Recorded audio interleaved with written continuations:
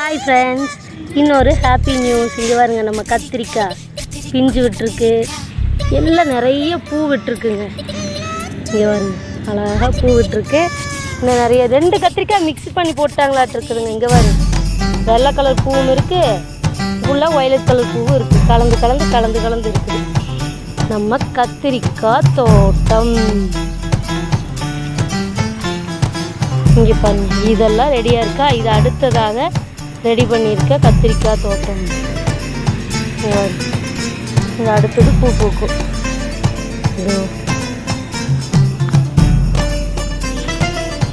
இடையில அன்னைக்கு ஒரு இது நடக்கல்ல விழுந்துருச்சு, அது முளைச்சிருச்சு. வருங்க, கடலக்காய் 2-3 கத்திரி தோட்டம்.